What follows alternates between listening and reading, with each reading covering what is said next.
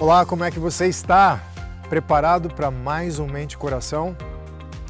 Hoje nós vamos falar sobre um tema muito importante, medo. Do que é que você tem medo?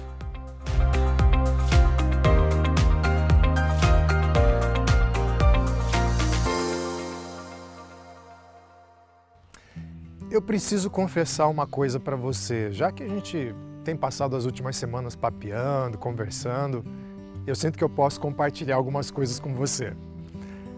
Eu tenho que confessar que quando eu era criança eu tinha muito medo de cachorro. Cachorro mesmo. Mas não eram cachorros enormes, gigantes. Na minha rua não tinha. É o pincher mesmo.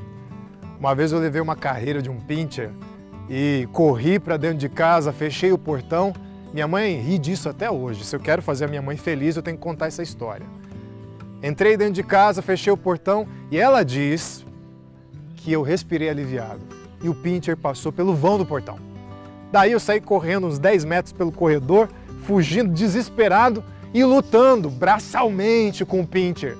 E perdi para o pincher. No final das contas sobraram mordidas, no final das contas sobrou choro. E essa foi uma de várias situações com cachorros na minha rua.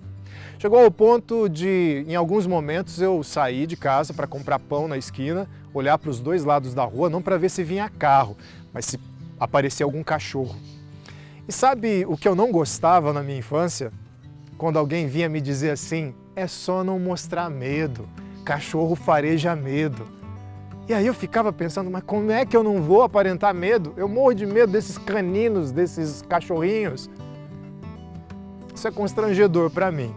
Eu cresci, fiquei maior que os cachorros, amadureci e não tenho mais esse medo. Mas talvez você tenha um medo que tem te limitado. Medo é um recurso importante na nossa vida, você deve saber disso. Tão importante que, na verdade, faz parte da preservação da nossa espécie. Sem medo você se lançaria em qualquer situação desagradável, perigosa, não apenas constrangedora, mas que ameaçasse a sua própria vida. Medo é um recurso que Deus nos deu para nossa autopreservação. Agora, às vezes o nosso cérebro se engana e às vezes a gente interpreta mal as experiências e viram traumas no passado, e nós começamos a enxergar situações perigosas onde elas não existem realmente. Para isso eu queria trazer uma passagem importante para você. Está ali em Mateus, capítulo 10, versículo 28. Não tenham medo dos que querem matar o corpo. Eles não podem tocar na alma. Temam somente a Deus, que pode destruir no inferno tanto a alma como o corpo. Ora, nós temos um problema sério descrito aqui. Deus, o grande Criador, tem algo contra mim e contra você. Agora, como é que temer a Deus, saber que Ele pode nos condenar a um lugar já tão absurdamente terrível, seja no cinema, seja nas artes, seja no seu aprendizado na igreja, chamado inferno, como é que alguém que tem inferno ligado ao seu nome pode me tirar do medo? Como é que funciona isso? Nas próximas 3 conversas, nós veremos meios que a palavra de Deus nos traz para vencer o medo. E uma delas, por incrível que pareça, é vendo o poder que Deus tem para destruir você. E isso vai te ajudar com o medo. Na verdade, quando nós olhamos para o mundo ao nosso redor e nós vamos vasculhando esse mundo, encontrando aquilo que nos amedronta, nós temos diversas situações. Minha mãe tem medo de lagarta. Como eu falei para você, eu tinha medo de cachorros pequenos. Mas, para a sua informação, um dos maiores medos é de falar em público. O que é que falar em público ameaça a sua existência, a sua vida? Mas é um medo tão presente que, segundo algumas pesquisas, é maior que o medo da morte.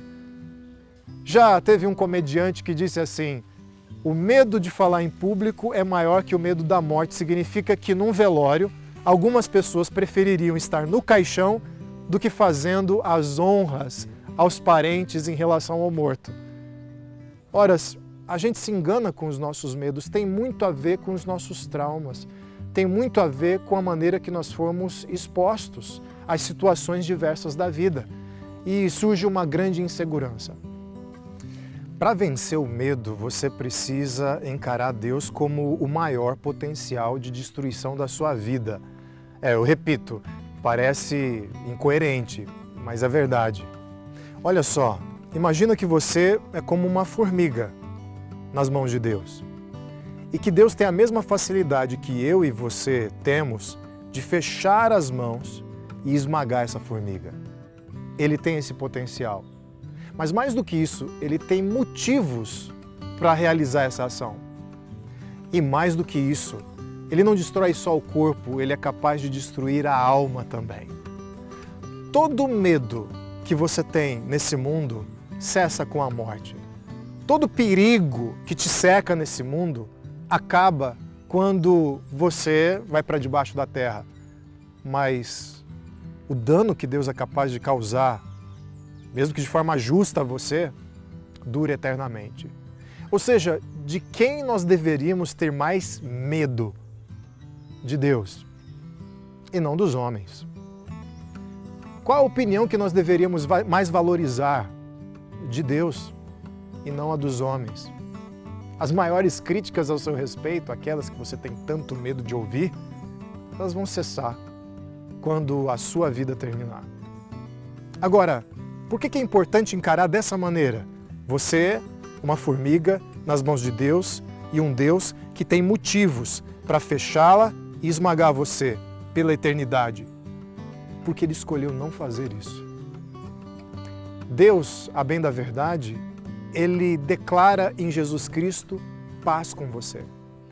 Ele te ama tanto que Ele olha para você, essa formiguinha andando pelos dedos dele, e Ele toma essa decisão tão importante para nós, de que Ele nos ama, de que Ele quer o nosso bem.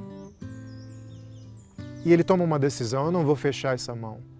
Na verdade, é como se Ele abrisse uma outra mão e houvesse uma outra formiguinha aqui. Digamos que ela se chama Jesus. Ele então, ao invés de fechar a mão que nos suporta, Ele fecha a mão e esmaga o seu próprio Filho. Ele cumpre a justiça. Talvez você conheça essa história, a história do Evangelho. Ele cumpre a justiça no nosso lugar. Jesus suportou a carga da mão de Deus sobre si, da ira, do juízo de Deus sobre si, para que a outra mão de Deus permanecesse aberta. Aí você pergunta: nossa, que terrível fazer isso com Jesus. Lembre-se, Jesus é o Filho de Deus. Ele é o Deus encarnado. Significa que todo dano que Deus poderia causar a você, todo prejuízo que Ele poderia causar a você, Ele cortou na própria carne, para que você não pudesse sofrer. Não, ao menos, medo dele. E Ele declara a paz. Agora, calcula comigo. Se o maior perigo à minha vida, o maior perigo à minha existência, se aquele que realmente pode me causar uma condenação terrível, se tudo isso já foi superado por Jesus Cristo, já foi sofrido por Jesus Cristo e não está mais destinado em Cristo a mim e a você, que outro medo pode te vencer, pode te limitar? É como se você conseguisse superar corajosamente um grande desafio e sucumbisse com os desafios menores. Normalmente acontece o contrário. Depois que você supera um grande desafio, os menores ficam mais fáceis.